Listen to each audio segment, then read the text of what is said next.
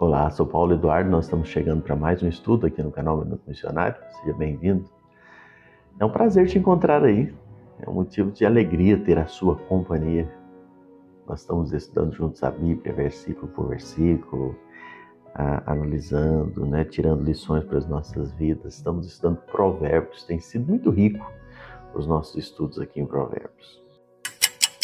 Hoje nós vamos para Provérbios capítulo 11, versículo 26. A palavra de Deus nos diz assim: quem retém o pão é amaldiçoado, mas quem reparte é abençoado. Esse é o título. Eu vou ler o versículo exatamente, que nas palavras que Salomão escreveu. Eu coloquei aqui, eu falei para você agora, tipo um título, mas o versículo em si diz assim: quem retém o trigo, o povo amaldiçoa, mas bênção haverá sobre a cabeça de quem o vende. Ou seja, aquilo que eu disse há pouco, quem retém o pão é amaldiçoado, mas quem reparte é abençoado.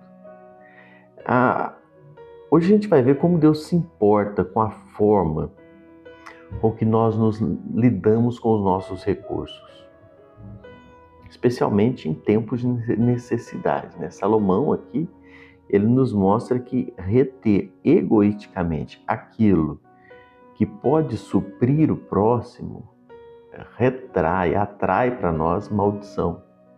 Eu segurar aquilo que eu poderia abençoar o outro vai trazer maldição para mim.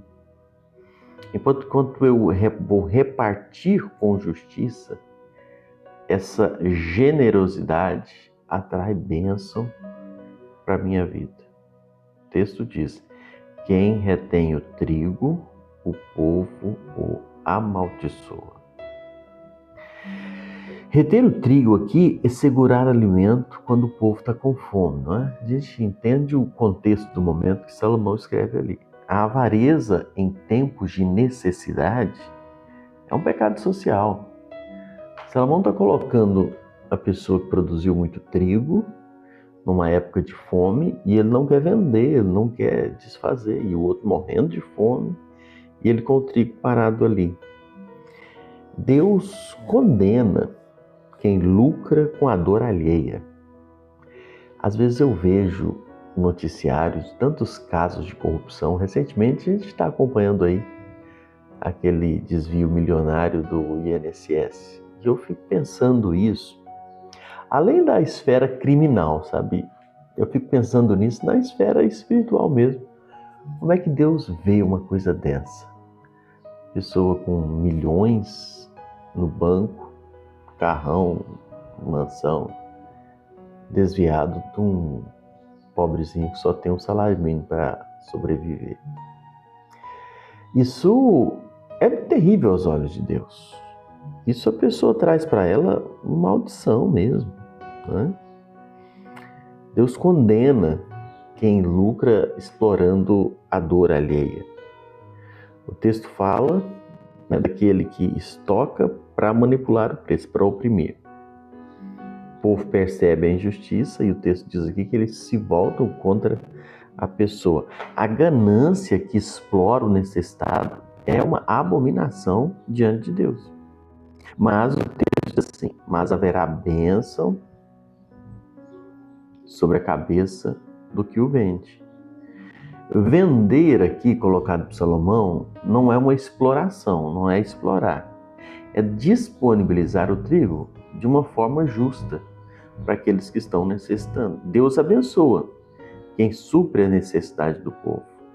Quem reparte o que tem se torna um canal de provisão divina. Deus honra o comerciante justo, generoso. Deus abençoa. A bênção recai sobre quem age com justiça e misericórdia. Isso é tão importante entendermos isso. Deus está pronto para abençoar quem é justo, misericordioso. A economia nas mãos de Deus, de gente temente a Deus, vira instrumento de graça. Você abençoa o outro, você é abençoado por Deus. Lembre, reter o que pode abençoar é pecado. Você segurar aquilo que você pode abençoar o outro. E aí nós pensamos, Deus vê como nós lidamos com recursos quando se diz em relação à necessidade do outro. Deus está vendo, né? Generosidade e justiça atrai bênção, enquanto ganância atrai reprovação. E a pergunta para a gente hoje é: eu tenho retido o que eu poderia repartir? Eu tenho retido aquilo que eu podia estar repartindo? Eu uso o que tenho para servir ou para explorar? Minha postura com recursos revela avareza ou generosidade? Quem retém o pão é amaldiçoado. Quem reparte é abençoado.